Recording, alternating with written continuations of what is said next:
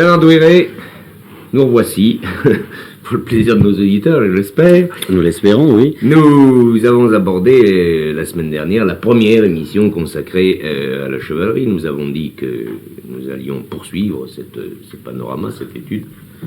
Et je crois que pour ce faire, il faudrait...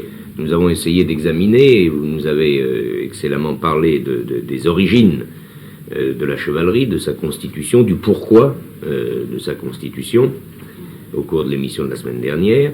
Alors peut-être faudrait-il reprendre finalement au Moyen-Âge cette tradition pour voir comment elle va se perpétuer au long des ans, au long des siècles. Oui, si vous le voulez, et nous pourrions, pour raccrocher en quelque sorte avec le Moyen-Âge, rappeler un petit peu... rappeler certaines choses, et puis essayer de mettre en évidence quelques-unes des valeurs qui me semblent fondamentales de la chevalerie. Oui. Si elles ne sont pas fondamentales, toujours est-il qu'on les retrouve à travers les siècles et jusqu'à notre époque. Donc il semble bien qu'il y ait là, indépendamment du contexte historique, l'essence, si vous voulez, de la chevalerie. Alors nous allons essayer de faire les choses tant sur le plan historique que sur un plan, si possible, plus fondamental. Oui. Alors, à l'époque Moyen-Âge, lorsque la chevalerie est bien organisée, c'est à peu près le XIIe siècle, disons, enfin qui est un XIIe et XIIIe, ce sont des siècles d'apogée de l'époque médiévale et de la civilisation occidentale. À cette époque-là, dans le meilleur des cas, et je dis bien dans le meilleur des cas, parce qu'il y a toujours la possibilité d'armer rapidement un chevalier au soir de la bataille, comme nous l'avons déjà signalé. Donc, dans le cas où l'on suit la grande tradition qui n'est pas simplement adoubement, mais qui est un petit peu une sorte d'ordination en même temps, puisqu'il y a une liturgie faite par des prêtres, dans ce cas-là, le chevalier est l'homme qui qui se prépare d'abord à un idéal et qui essaie ensuite de le vivre. Alors comment se prépare-t-il à son idéal? Eh bien, c'est tout un long noviciat qui va régler la vie du futur chevalier. Et dès cet instant, on commence à comprendre que le chevalier sera surtout extrait des rangs de la noblesse qui seul pourra se permettre ce long noviciat. Jusqu'à l'âge, c'est un schéma bien connu, jusqu'à l'âge de 7 ans environ, le jeune garçon vit avec les femmes, il vit avec sa mère, et même souvent il porte une robe à cette époque. Oui. Bon, c'est la toute première éducation, là on a encore le temps de consentir à ce qu'il puisse essayer d'apprendre à lire ou à écrire, ou choses semblables. Mais enfin, le futur chevalier est un futur guerrier, ce n'est pas un futur clerc. Ensuite, à partir de l'âge de 7 ans à peu près, bien entendu, jusqu'à celui d'une douzaine d'années, il commence à travailler avec son père. C'est-à-dire qu'il l'aide à soigner les chevaux, à s'occuper des armes, tant pour la chasse que pour la guerre. Enfin, il est entretenu peu à peu dans un certain état d'esprit.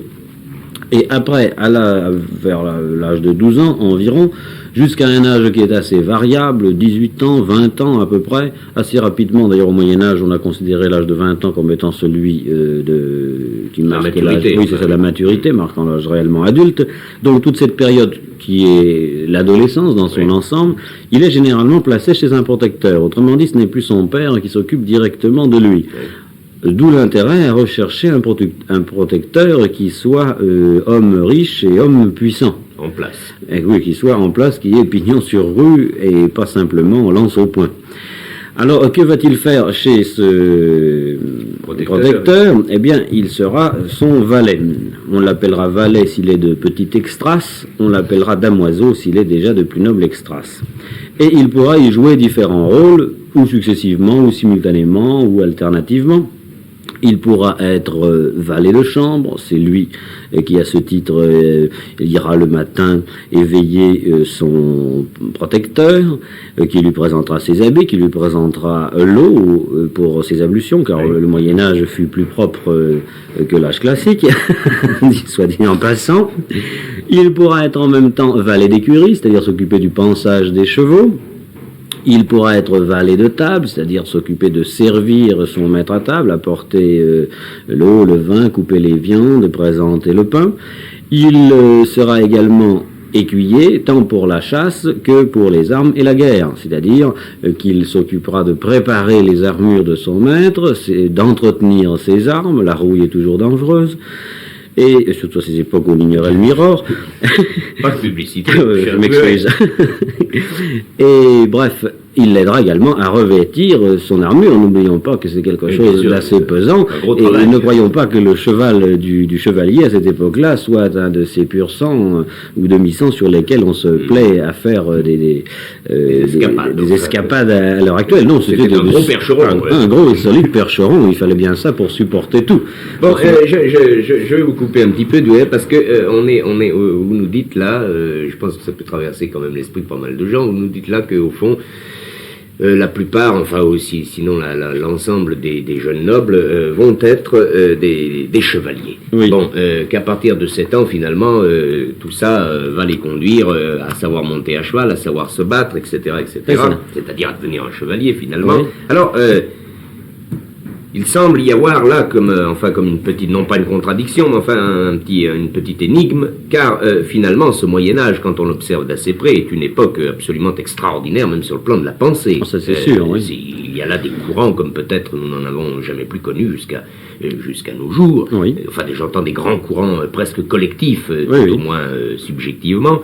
Alors, il semblerait que toute cette noblesse soit finalement peut-être d'excellents chevaliers, mais finalement des gens incultes, parce que quand on sort un enfant à l'âge de 7 ans pour le faire monter sur un cheval, il ne peut rien lui apprendre d'autre qu'à fourbir les armes. Oui. Il semblerait quand même que ça donne une noblesse vraiment inculte. Alors, qui étaient les sages finalement? Ça, oui. Pas, oui, voilà l'autre problème. Où puisait-on la sagesse de cette époque et ce grand courant d'esprit? Oui, eh bien, au fond, on aboutit en quelque sorte au Moyen-Âge à une société qui est en somme, dans l'essai de sa formulation, tout au moins, je ne voudrais pas me prononcer sur la réalité exacte, qui est une société de caste. Oui.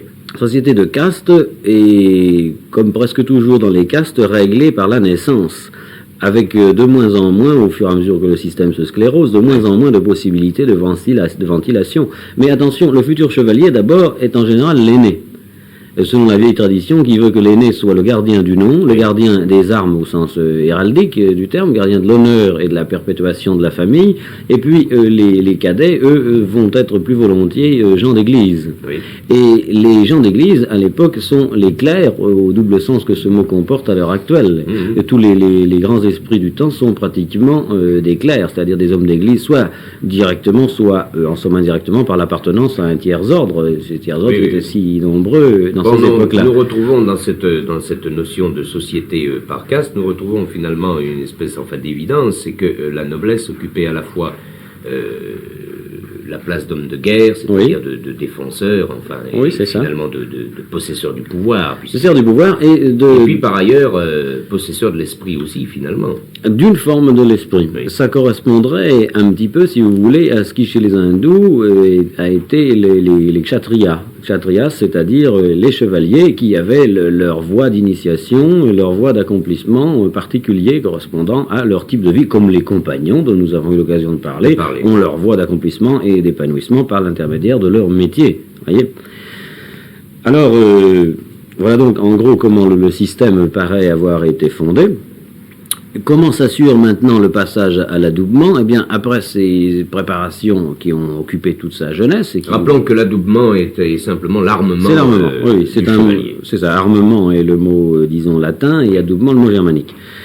Alors, il fallait tout de même qu'il prouve sa capacité. Il ne peut pas être armé, au moins dans la noble époque, si vous voulez, dans la haute époque, il ne peut pas être armé avant d'avoir prouvé ses capacités d'homme de guerre. Oui. Alors, comment a-t-il l'occasion de l'éprouver? Eh bien, en tant qu'écuyer, il accompagne son maître au champ de bataille. Il est chargé de lui rapporter des chevaux lorsque le cheval est battu. Oui. Il est chargé de lui apporter des armes nouvelles s'il a eu la chance de briser son épée sur le haume ou sur la brogne de je ne sais quel adversaire. Et en fait, certainement, il était amené à se mêler au combat. Il faut imaginer ces jeunes gens comme bouillants d'ardeur. Tout leur idéal, c'est la guerre, c'est la bagarre, c'est la bataille. Et certainement, qu'on leur demande ou pas, ils se mêlaient certainement au moins au combat d'arrière-rang. Et ainsi, lorsqu'on l'estimait digne, on le mettait dans la bataille, et s'il se comportait bien, il pouvait être armé, adoubé, chevalier. Alors là, d'après la longue cérémonie que nous avons eu l'occasion de décrire la semaine dernière. Est-ce que tous les peuples d'Europe étaient représentés, enfin, avaient un ordre de chevalerie à cette époque-là? Alors, en ce qui concerne les ordres de chevalerie, nous en parlerons après, mais en ce qui concerne simplement la chevalerie, effectivement, c'est très répandu, c'est répandu dans les peuplades germaniques, ça existe chez les Anglais, ça existe chez les Latins, et chez les Latins, beaucoup en France d'ailleurs, beaucoup en France. Il y a une forme... en France qu'ailleurs, non? Au moins autant, sinon peut-être davantage. Et puis enfin, en France, il y a un phénomène particulier. Je rejoins une pensée que vous avez évoquée tout à l'heure. Vous disiez que ces chevaliers, au fond, pouvaient être hommes assez brutaux et assez incultes.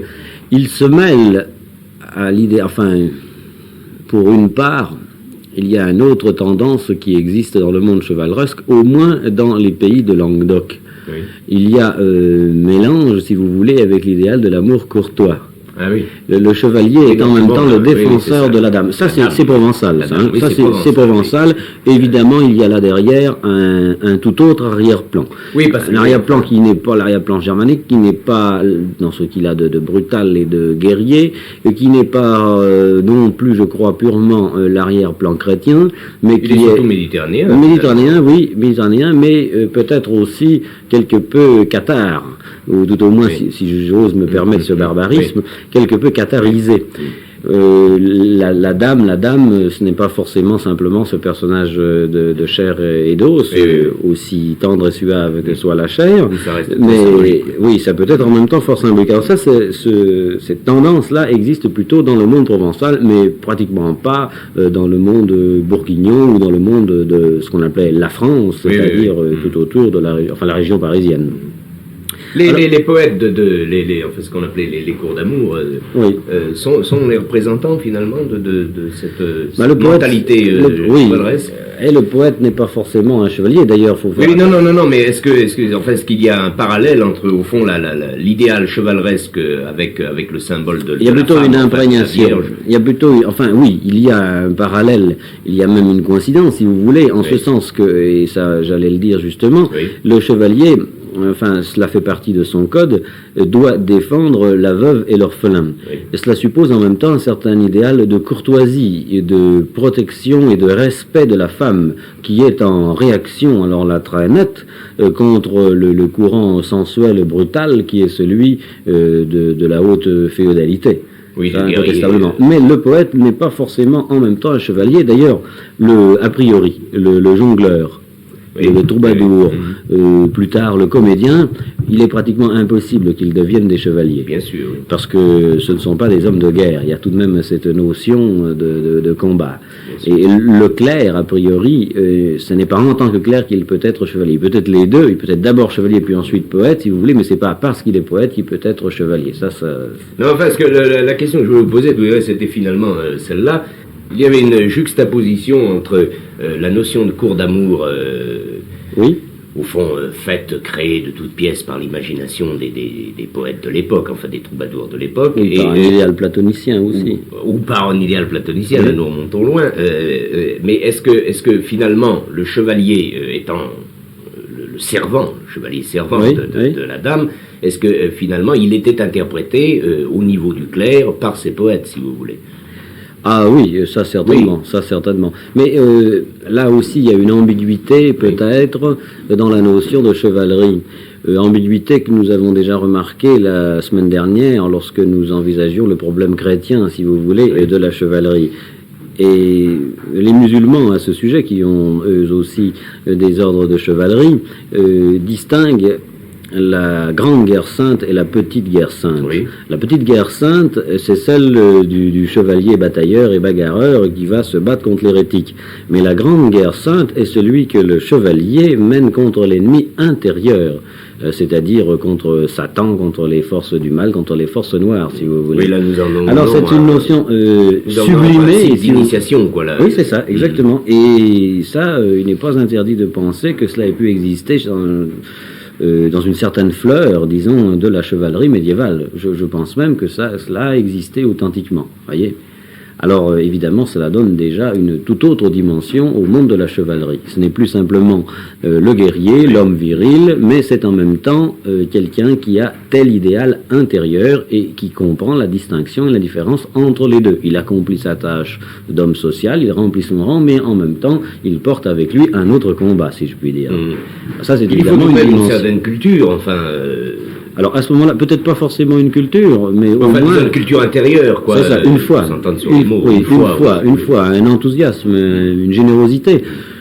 Ce qui s'exprimait après tout vers le XIIe siècle par le mot de courtoisie, qui est en même temps, qui n'est pas du tout fade dans son contexte de l'époque, ce qui est devenu, mais au contraire respect de la personne, respect de la femme, et en même temps une véritable quête.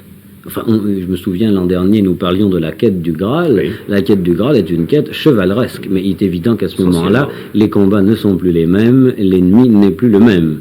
Nous quittons, si vous voulez, le domaine simplement social et humain pour passer au domaine purement spirituel. Oui, d'ailleurs là, enfin, pour essayer de préciser à nos auditeurs, c'est que finalement nous retrouvons ces deux aspects finalement dans la grande époque des croisades, puisque finalement il y a la croisade guerrière proprement dite, enfin la bagarre sur le terrain, oui. Et puis il y a à côté, au fond, un idéal très intérieur, très puissant, relevant de l'idée du Christ, de l'idée de Dieu, etc.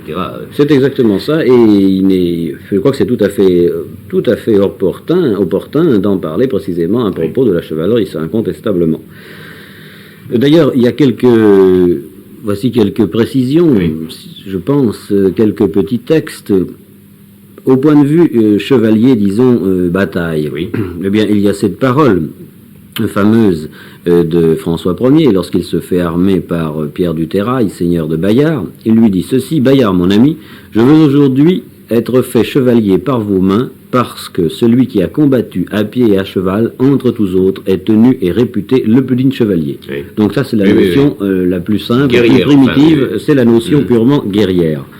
À part ça, dans la notion guerrière, si on veut assurer une sorte de transition, nous pourrions rappeler les paroles de Saint Bernard, distinguant une guerre juste et sainte et une guerre non juste et non sainte, si je puis dire.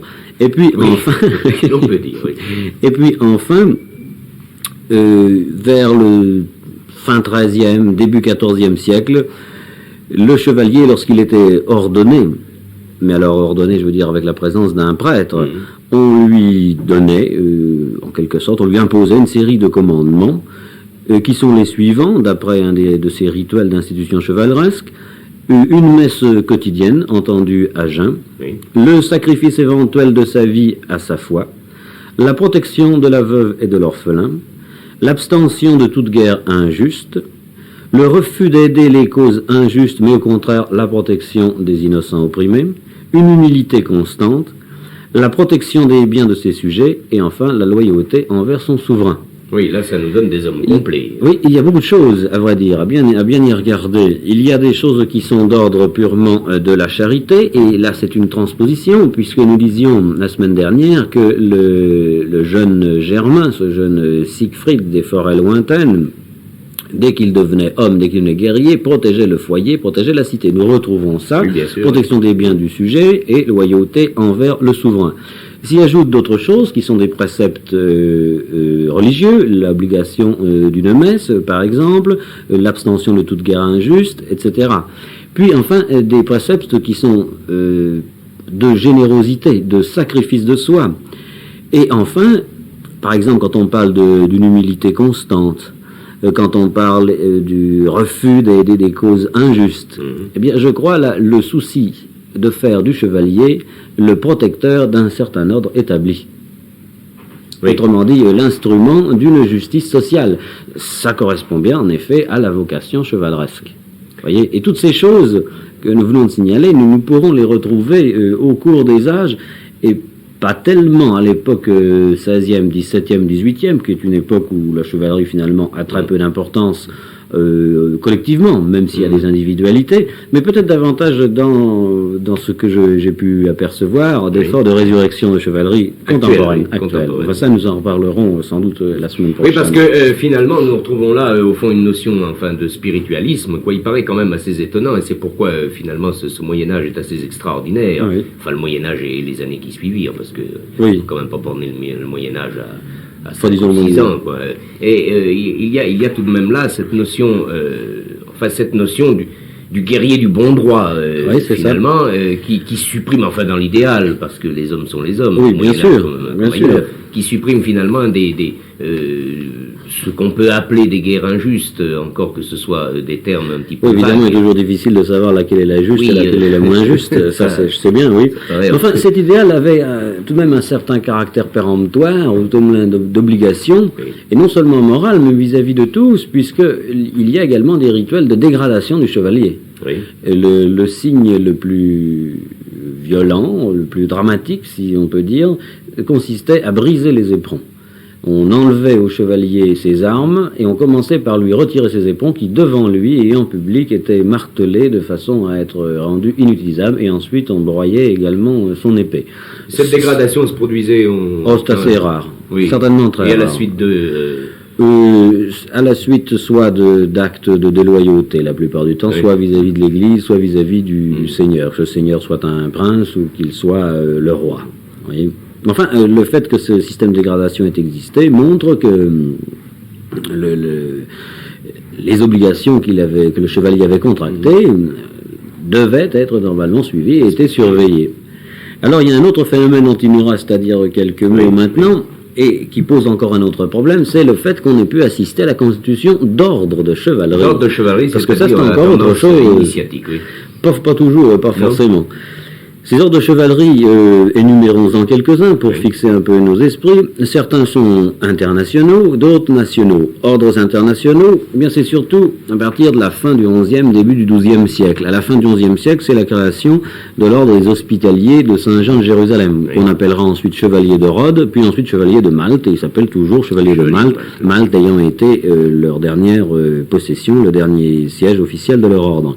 En 118, c'est la création de l'ordre des Templiers. Également, dans ces périodes-là, on voit la création des chevaliers du Saint-Sépulcre, c'est même avant, puisque cet ordre-là a été créé par Godefroy de Bouillon. Et l'ordre également des chevaliers de Saint-Lazare, qui fut d'ailleurs de toute façon beaucoup moins important et qui s'occupait lui surtout de soigner les malades et les lépreux. Les trois autres ordres précédents sont des ordres à la fois monacaux et militaires, et puis hospitalier en ce qui concerne l'ordre de Rhodes. Il est assez remarquable de constater que ces premiers grands ordres sont précisément créés en Terre Sainte et au moment des croisades. De même d'ailleurs qu'un des premiers grands ordres nationaux, l'ordre de Sainte-Marie des Teutons de Jérusalem, c'est-à-dire l'ordre des Teutons qui s'est illustré après pour la christianisation des pays baltes. On trouve également comme ordre nationaux l'ordre d'Alcantara, créé en 156 en Espagne, et toujours en Espagne, l'ordre de Calatrava. Et puis ensuite, vous trouverez plus tard, au XIVe siècle, l'ordre du Chardon d'Écosse, en Écosse, ou bien l'ordre de la Toison d'Or, créé d'abord en Bourgogne, puis l'ordre des Chevaliers du Saint-Esprit, l'ordre du Christ au Portugal, etc.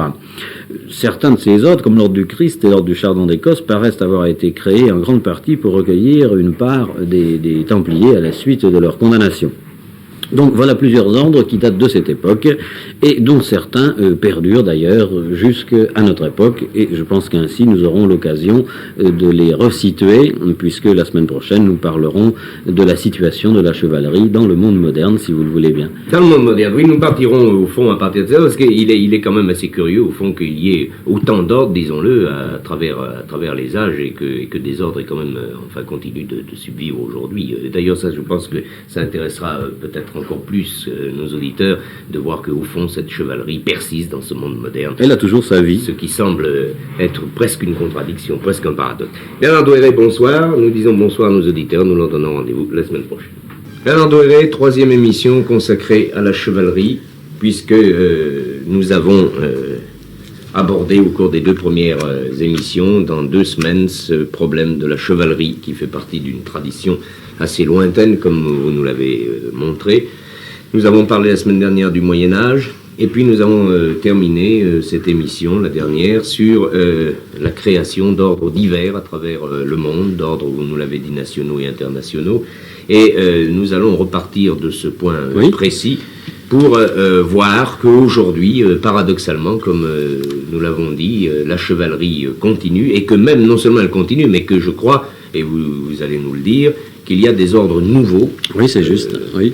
Qui se créent dans C'est notre exact. monde d'aujourd'hui. C'est exact. Alors, j'aimerais que vous nous disiez comment, quels sont-ils et pourquoi, surtout, C'est dans ça. quelle perspective ces ordres sont créés. Eh bien, si vous voulez, je pourrais commencer par citer une expérience personnelle. Oui. Il s'est trouvé qu'il y a 2 ans, je crois, environ, et on en a parlé dans la presse lyonnaise, parce que ça s'est passé pas loin d'ici, j'ai eu l'occasion d'assister en tant qu'invité à une petite cérémonie, précisément d'adoubement chevaleresque. Ça s'est passé à Salles, en Beaujolais, à l'intérieur de ce charmant cloître qui persiste là-bas. Et il s'agissait d'un ordre de chevalerie contemporain, l'ordre dynastique d'Alibert. Oui.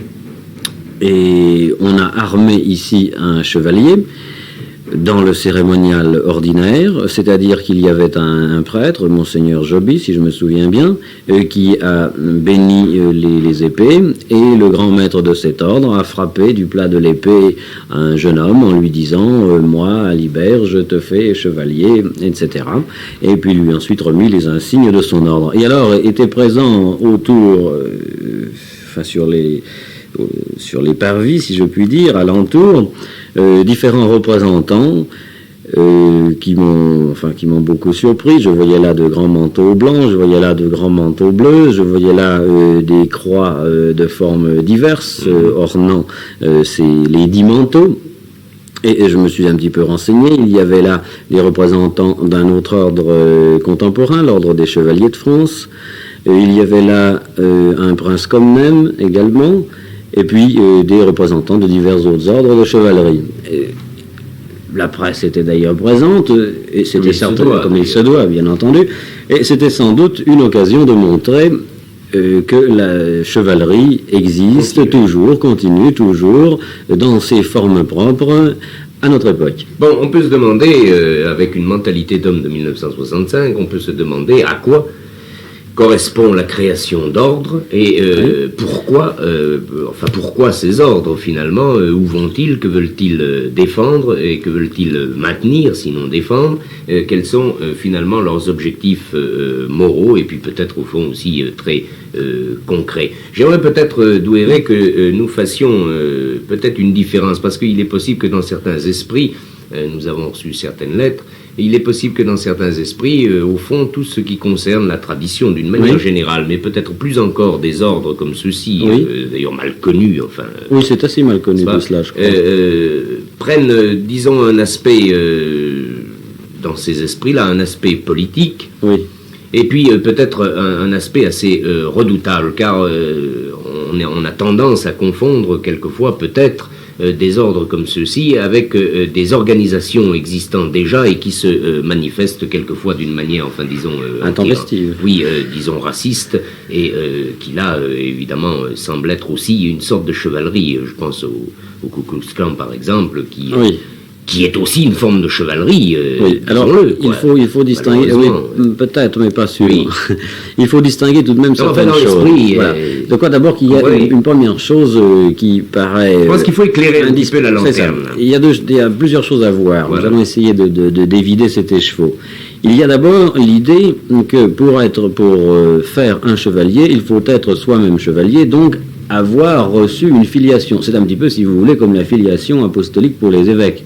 Et toute proportion gardée. Enfin, il faut qu'il y ait une chaîne de chevalerie. Donc, il faut que celui... Il y a une garantie. Il y a une garantie. Il faut que celui qui arme puisse transmettre quelque chose dans cette espèce d'influx, si vous voulez, qui est donné au moment de l'armement, au moment de l'adoubement. Donc, il a fallu qu'il l'ait reçu lui-même. Alors, la plupart de ces ordres de chevalerie, enfin, certains de ces ordres de chevalerie contemporains, ont reçu leur armement d'une personnalité intéressante qui est le baron du Genièvre, qui lui-même a été armé chevalier avant-guerre par un duc de Séville, de la famille de Bourbon d'ailleurs, ce qui, semble-t-il, assure la régularité de la transmission. Bon, voilà une chose. Mais d'autre part, il y a également, deuxième point, la question de l'idéal chevaleresque.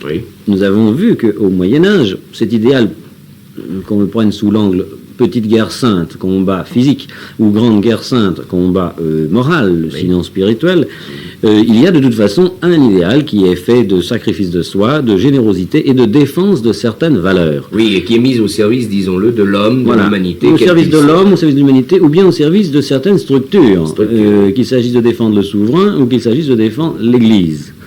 Alors, ceci se retrouve précisément, me semble-t-il, dans la figure de certains de ces ordres contemporains.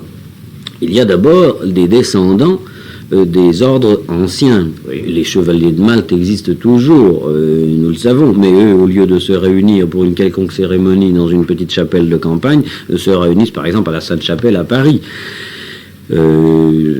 Il y a encore d'autres ordres dont j'ai quelques noms ici. L'ordre équestre du Saint-Sépulcre, par exemple, qui date du XIIe siècle.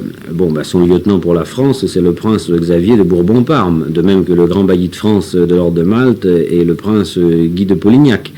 Il y a encore le souverain ordre militaire et dynastique de la Sainte-Croix de Constantinople, dont le grand maître, si je ne m'abuse, un prince paléologue.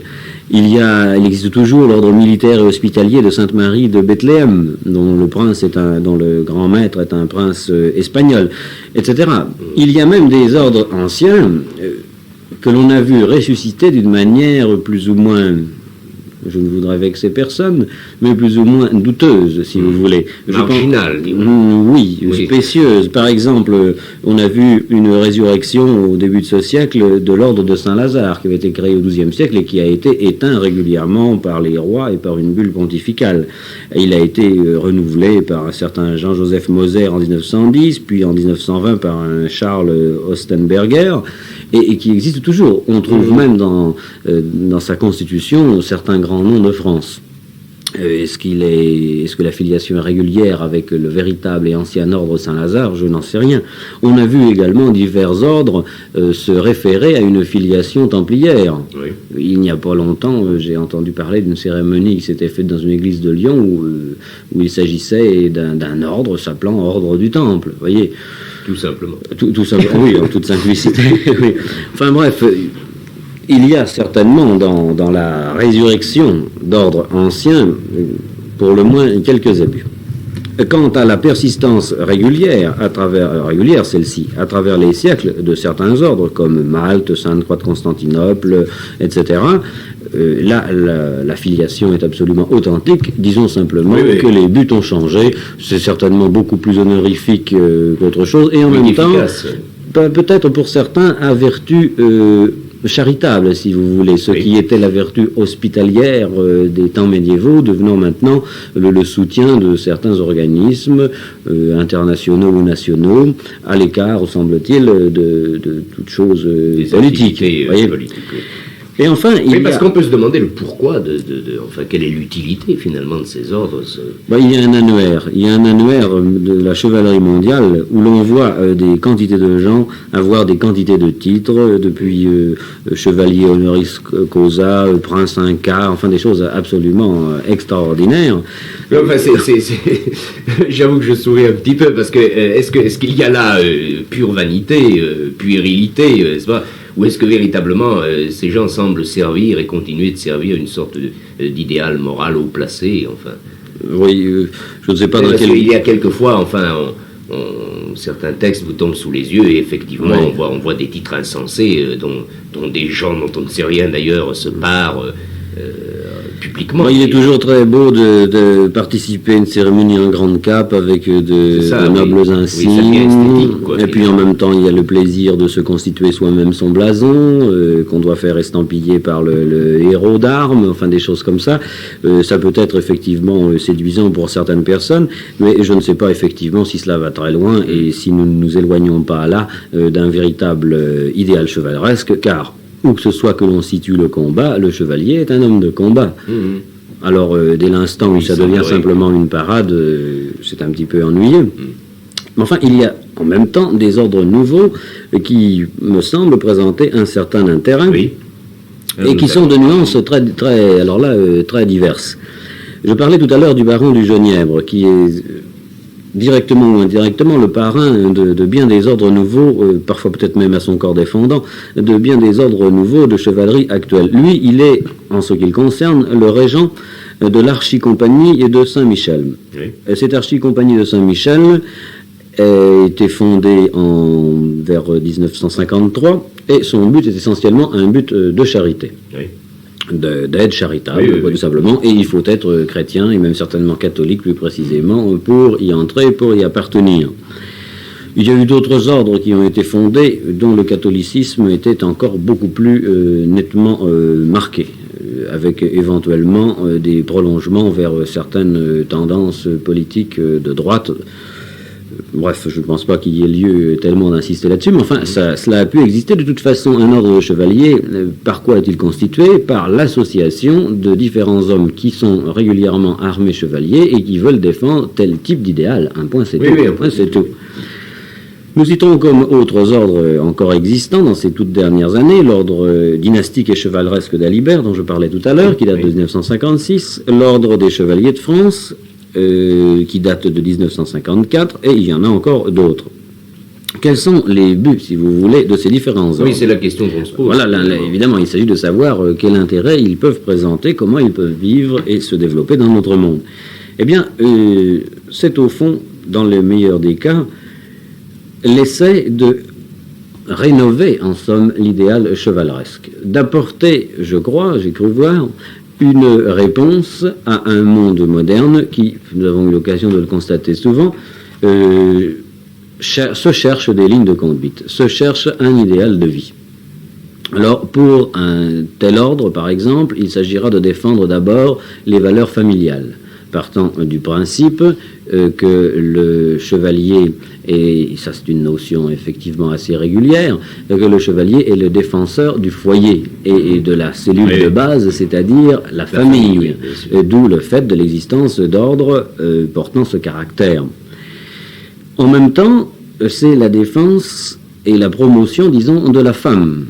Car en effet, si notre société moderne nous montre que la femme a accédé au point de vue civique, civil, social, à un degré d'égalité avec l'homme qu'elle n'avait pas simplement au siècle dernier, il reste à savoir si, justement, cet état de fait lui-même n'a pas contribué à déprécier une autre valeur féminine. Certainement, oui, bien sûr. Vous comprenez il y a là, au fond, une sorte de déséquilibre, car si nous en croyons notre société d'aujourd'hui, enfin ce que nous pouvons voir, nous allons quand même, qu'on le veuille ou non, vers une société de matriarcat, finalement.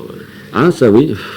Et si ça continue, si ça se poursuit, il n'y a pas de raison que ça continue pas. Bien entendu, mais tout le problème... Il y a des affections de l'homme, finalement. Ah oui, tout le problème consiste à, je pense, à bien placer l'homme et à bien placer la femme et à cesser de les opposer pour les concevoir complémentaires et à ajuster toute chose en fonction de cela, bien entendu. Alors, en ce sens... Je ne on peut comprendre la nécessité d'ordre. Oui, c'est ça. Je ne sais pas si ces ordres ont une réponse absolument précise, disons dogmatique, pour trancher le problème, pour le résoudre. Mais enfin, ce qui est au moins sympathique, c'est qu'ils y tendent et qu'ils soient sensibilisés à ce problème-là.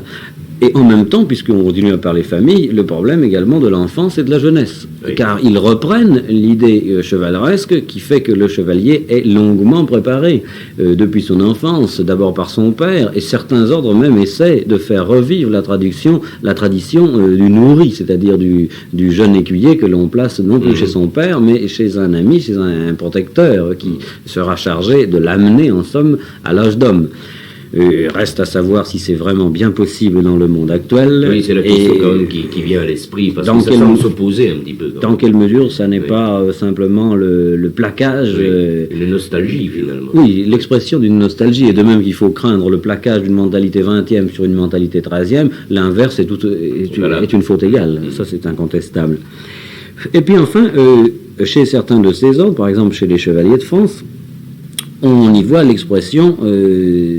d'une tendance très idéale, je n'oserais pas dire idéaliste, mais au moins idéale, c'est-à-dire l'idée de défendre les valeurs de don, les valeurs de sacrifice, de don de soi à un idéal donné. Cet idéal donné étant un idéal spirituel pour la lutte, plus ou moins bien entendu, contre les forces égocentriques, matérialisantes, disons, de notre monde, pour essayer de susciter un idéal de noblesse de l'esprit, de respect des hautes valeurs humaines.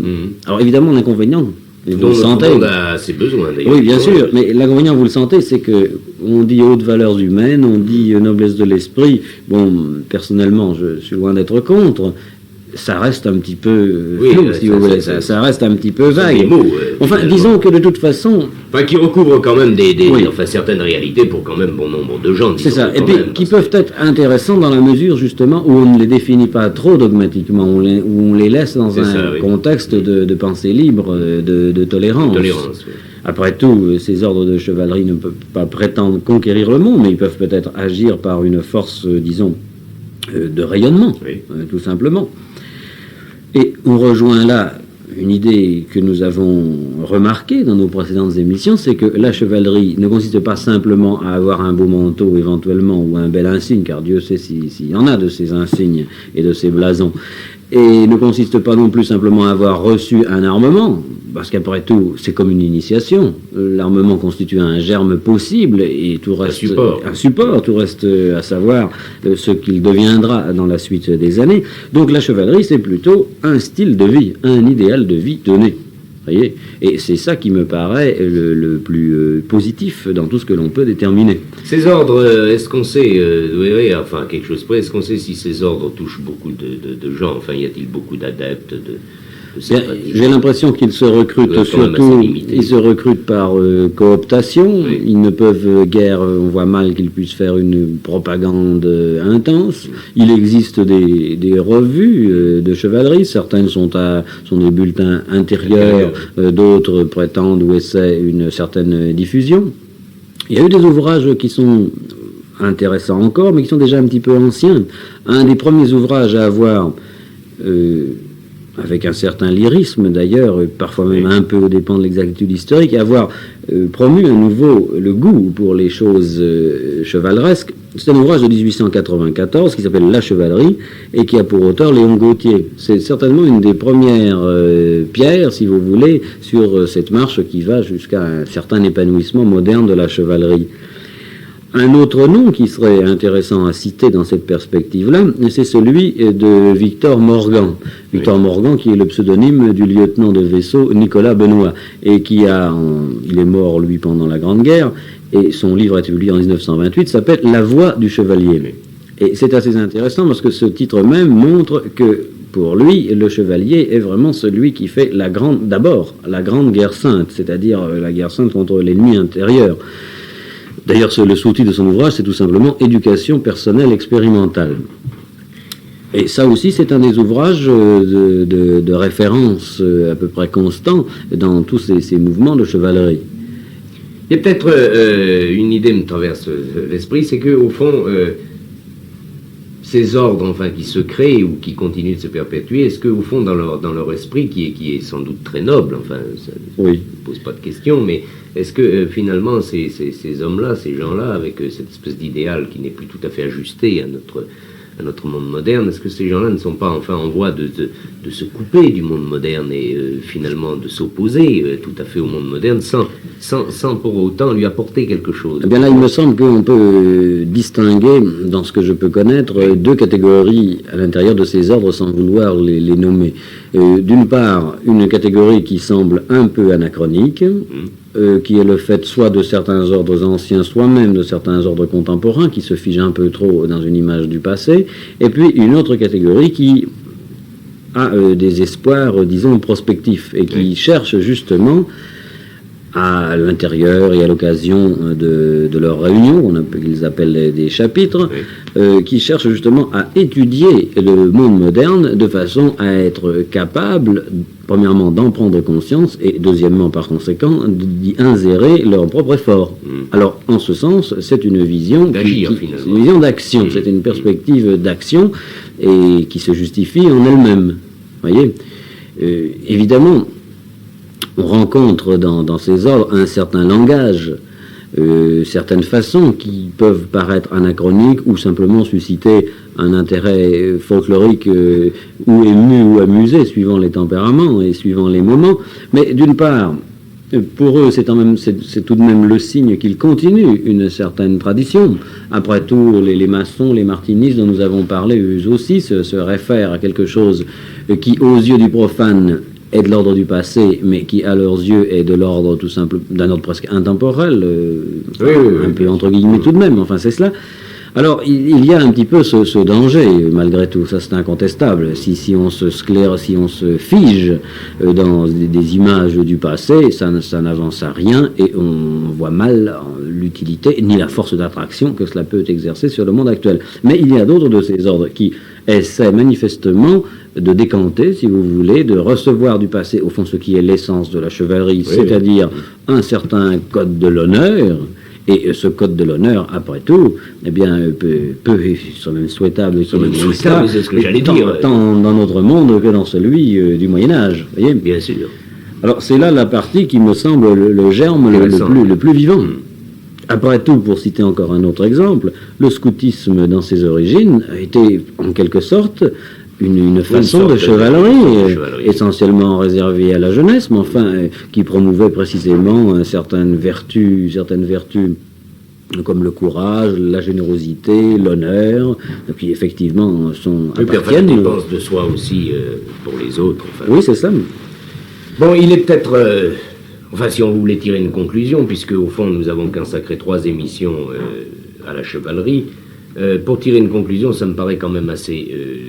difficile, ce qui toutefois m'étonne toujours finalement dans toutes les formes visibles et qui se perpétuent de la tradition, c'est que finalement la tradition ne meurt pas, et c'est ce qui me paraît être au fond finalement le plus important, parce que nous discutons toujours, comme vous le disiez justement tout à l'heure, avec une mentalité qui est forcément celle de l'époque. Bien sûr. Mais néanmoins, il y a, si vous voulez, une sous-mentalité, enfin, véritablement le vrai support, finalement, semble-t-il, d'une humanité qui est la nôtre, et qui se réfère tout de même à des qualités morales absolument indiscutables, et qui continuent, et qui sont peut-être même, au fond, l'esprit même, dans le sens du feu de l'homme.